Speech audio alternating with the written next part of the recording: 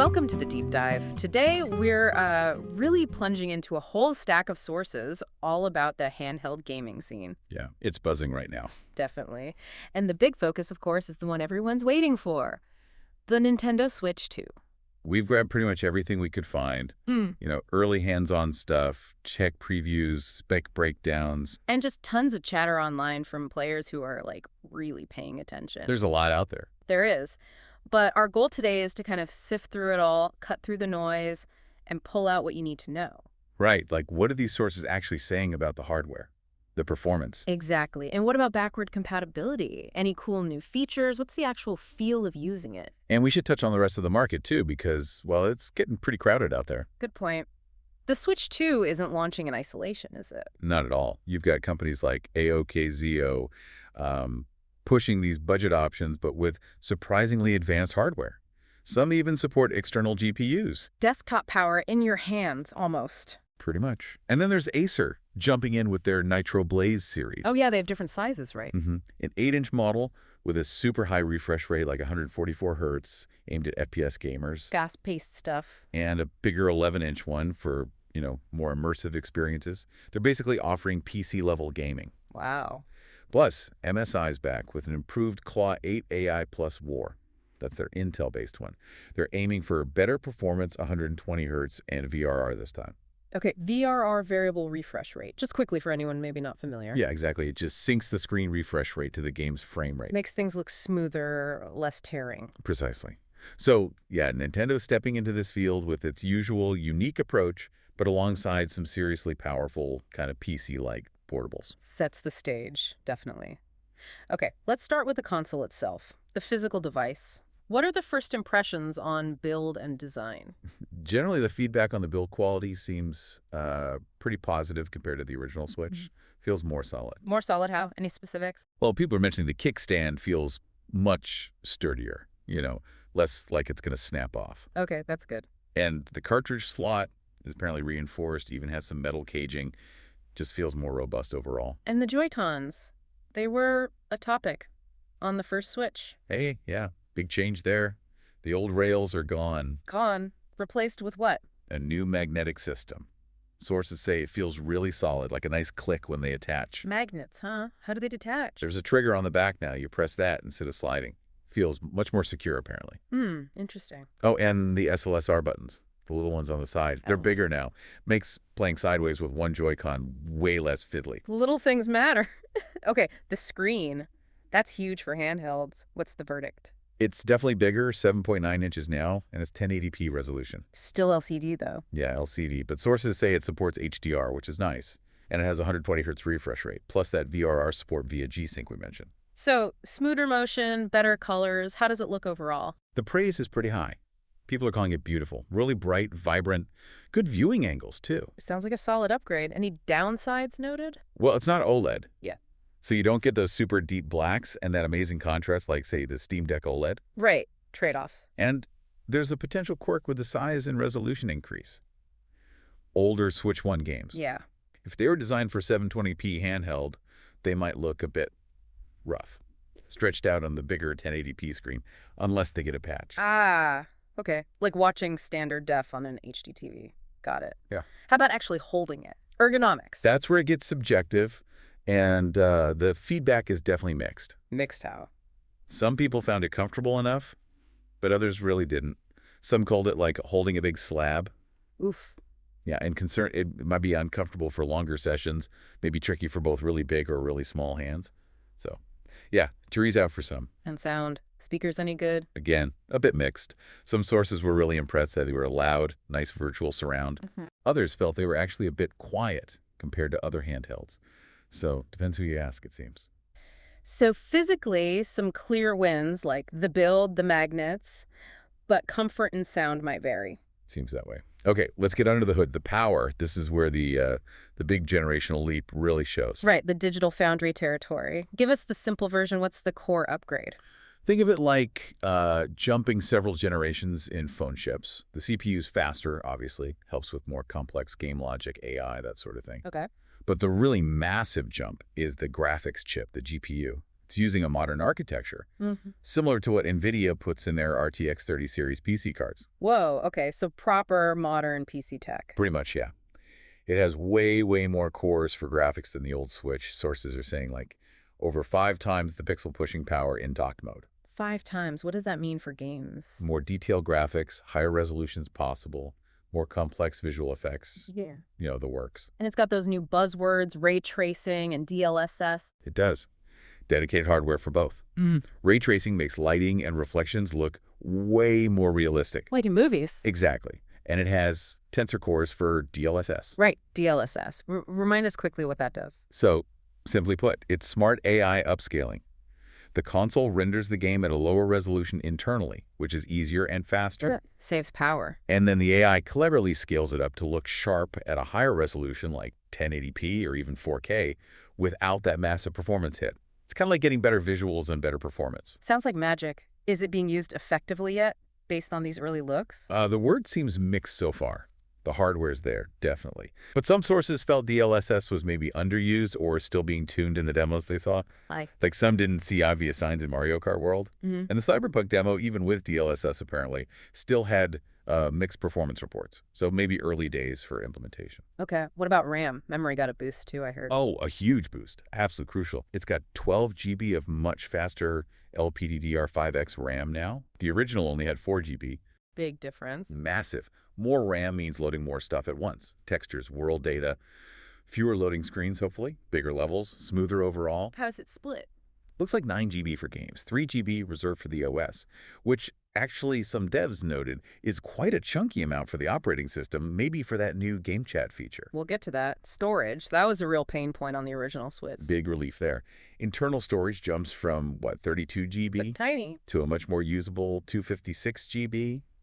Still supports micro SD cards too, up to 2 TB now. Finally. And sources also mentioned a dedicated chip just for speeding up file decompression. Should make loading games feel much faster.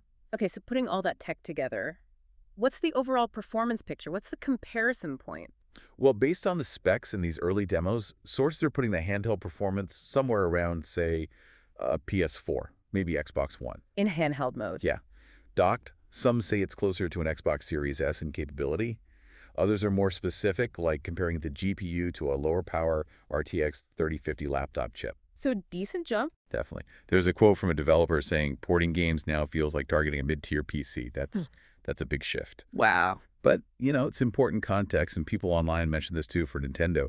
Raw power isn't the only thing. It's always about the games and the unique experiences. True to form for Nintendo. What about output when docked? Can it do 4K? The dock is 4K capable, yeah. You can plug it into your 4K TV, but most games will probably render lower, like 1080p or 1440p, and then use things like DLSS to upscale. Any confirmed examples? Mario Kart World was confirmed running at 1440p, 60 frames per second when docked, and the console itself supports higher frame rates too, like 1080p or 1440p at 120 FPS. Impressive. Okay, now probably the biggest question for millions of Switch owners.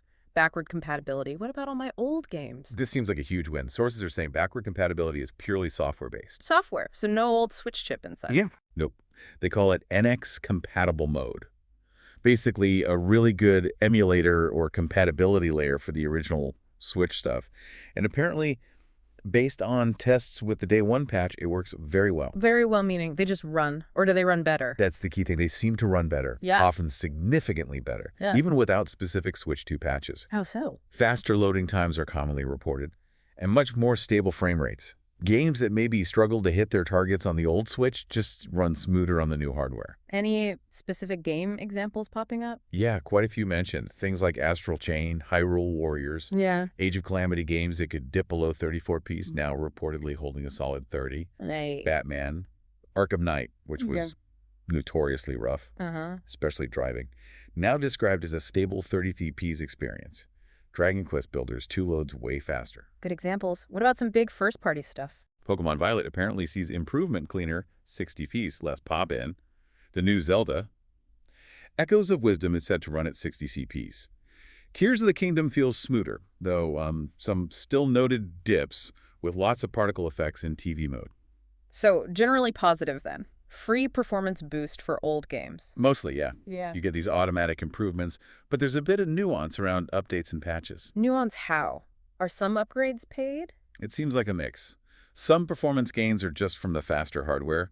Others are official enhancements, sometimes paid, sometimes maybe part of a separate enhanced version. Echoes of Wisdom running at 60 Ps was mentioned as an official thing, and potential upgrades for Breath of the Wild and Tears were floated. So it's not like a system-level boost mode toggle. Doesn't sound like it. Sources say there isn't a simple performance or fidelity option you can just flip on for old games. It seems to be left up to individual developers to patch or re-release. Gotcha. And that screen issue might crop up again here. Potentially, yeah. Even if performance is smoother, those older 720p handheld games might still look a bit blurry or blocky on the native 1080p handheld screen without a specific patch to address resolution. Right. Any other backward compatibility news? One interesting little tidbit reports suggest GameCube emulation might be coming via Nintendo Switch Online on the Switch too. Ooh, that'd be cool for retro fans. Okay, moving on from playing old games better, what about brand new ways to interact? New features, peripherals. The Joy-Con mouse pointer feature got a lot of attention. Mouse pointer, how does that work? You basically just point the Joy-Con at the screen. In demos like Civilization 7, sources said it felt just like using a mouse on a PC. Really responsive. What about action games? Metroid Prime 4. Beyond apparently lets you switch seamlessly between standard analog stick aiming and then just pointing the Joy-Con like a mouse for fine-tuning your interaction. Sounds like it works really well. Were all the mouse demos successful? Not quite. There was a game called Drag X Drive where you used two Joy-Cons as mice to control a vehicle, apparently. It was described as feeling awkward, maybe even causing wrist strain. Reminded some people of the reaction to motion controls in ARMS, so maybe hit or miss depending on the implementation. Okay. What else is new? Connecting with friends. They're adding a social feature called Game Chat. Game chat. Like Discord. Kind of being compared to that, yeah. Though it apparently uses a fair chunk of RAM, 3 gigabytes. Wow. Does you have up to 12 people chatting, can stream gameplay from up to 4, though described as choppy. Designed for open mic mostly, but supports headsets. Has good noise cancellation, supposedly. Feels very Nintendo, you know, a quirky social idea. Classic Nintendo. I heard something about a camera, too. Yeah, there's a camera. It was used in a demo for Super Mario Party Jamboree. Sounds a bit like the old PS2 iToy. Using physical actions the camera sees for mini-games. Interesting. Any disappointments with the controllers themselves? Things missing? A couple things came up. Stick drift might still be a concern down the line. Sources think Hall effect sticks, which prevent drift using magnets, are unlikely.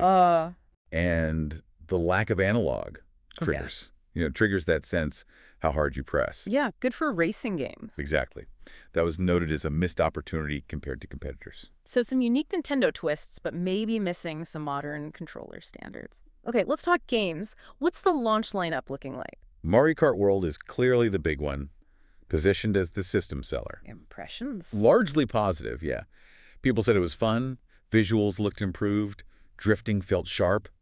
It has these open course designs with multiple paths, zip lines. Sounds cool. 24 drivers, new food bag power-ups, some felt those were a bit underwhelming in the demo. Races have this elimination rule adding pressure, and there's some kind of open world exploration too. What about that price? Heard some chatter about $80. Yeah, that definitely raised eyebrows for the standalone game. Seems steep compared to past Mario Karts. Though it's noted that the bundle price makes it much more reasonable, like $40 equivalent. And visually?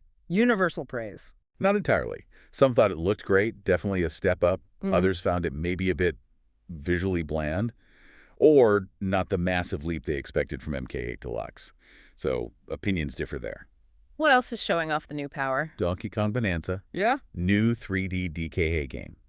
Described as visually impressive, especially with terrain destruction. Destruction. Yeah, like digging through walls, smashing different materials, shows off physics and graphics.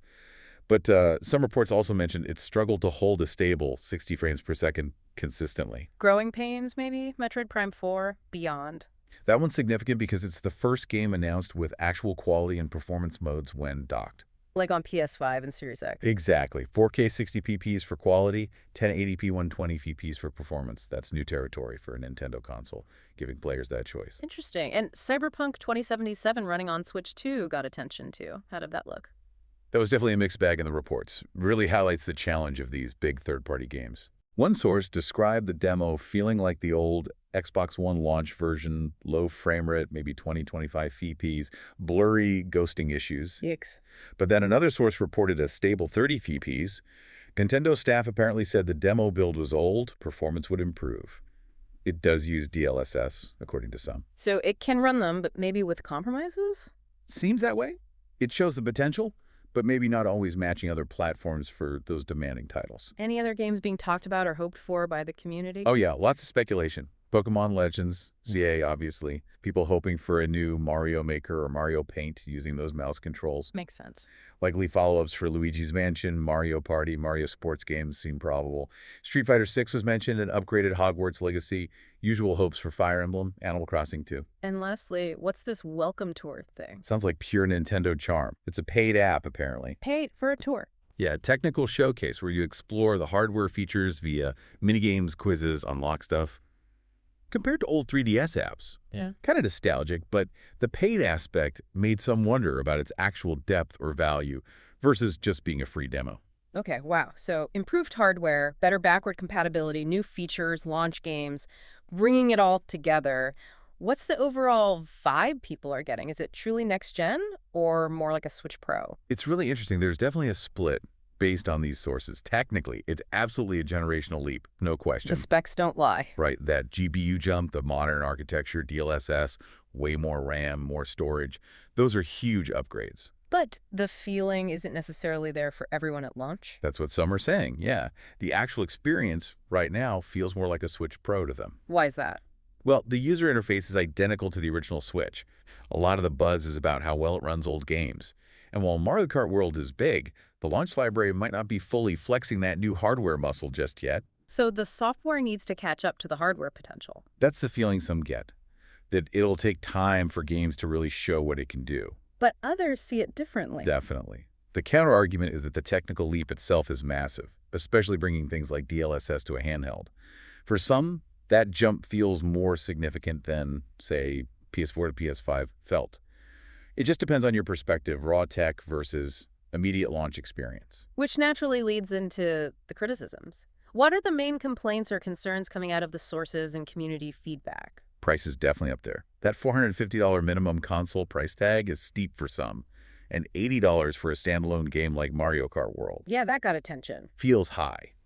Plus, the idea of potentially having to pay again for upgraded versions of old games, that's rubbing some people the wrong way, feels like nickel and diming. Although context matters, right? Bundles, inflation. True. The bundle value is better, and people acknowledge things like inflation and tariffs might play a role in pricing. But the sticker shock is real for some. Okay, what else? Battery life seems like a huge recurring concern. Oh, absolutely. It's maybe the most widespread worry. Reports are all over the place, but many users are getting pretty short lifespans, like 2.5 hours or even less playing demanding stuff like Mario Kart World. That's not great for a portable. No. People are sharing tips, lower brightness, flight mode, maybe run a full charge cycle to calibrate. But there's real disappointment there. Given the focus on handheld play and the power-hungry chip, many feel Nintendo may be chipped out a bit on the battery capacity. Any other battery quirks? Some concerns about drain even in sleep mode. And weirdly, a few reports of a strange noise the console makes while sleeping in the dock. Odd. And ergonomics, we touched on it, but it's still a sticking point. Yeah, that big slab feeling. Yeah. Despite improvements elsewhere, if it's just not comfortable to hold for long stretches for some people, that's a significant drawback for handheld. Any other lingering issues people mentioned? The identical UI and eShop was a letdown for some who wanted a fresh look. That point about unpatched old games potentially looking worse on the bigger handheld screen keeps coming up. Some weird charging bugs reported, like not hitting the 90% cap properly. Yeah. And still not being able to download stuff in the background if you have an online game running. Little annoyances that add up. Wow. Okay, so it really is a complex picture. You've got this undeniable tech upgrade, backward compatibility, getting a new lease on life, classic Nintendo innovation. Right. But then a clear concerns around price, battery, comfort, and maybe a launch experience that feels more iterative than revolutionary to some. So what's the final provocative thought we should leave the listener chewing on? I think it boils down to a fundamental question about compromise in portable gaming, doesn't it? How so? Well, Nintendo clearly managed to cram impressive modern tech DLSS, that powerful chip, into a portable box. They found unique ways to play, and they're making sure your old games benefit. That's a success. But the early feedback highlights the trade-offs. Maybe unavoidable trade-offs. Especially battery life and ergonomics seem to be where the compromise hits hardest for some users right now. You can't have everything in a small form factor. Exactly. Yeah. So the question for you, the listener, is, does the Switch 2's particular blend this increased power, the Nintendo magic, despite these compromises, hit the right balance for what you want in portable? Or do those specific issues, especially battery life or comfort, push you towards maybe a different solution, a traditional console, one of those powerful PC handhelds? What compromises are you willing to make for portable gaming? What matters most? That's a great question to ponder as more info comes out. Thanks for walking us through all that complexity. My pleasure. It's definitely not a simple good or bad situation. Lots to weigh up. Absolutely. We went from the deep tech specs and performance boosts to how it actually feels, the new features, the games, the criticisms, the whole picture. Hopefully it gives you a good framework to think about it all. Keep digging if you're interested. Look up some of those specific examples we mentioned. Definitely. Well, thanks for joining us on the deep dive. Until next time, keep exploring.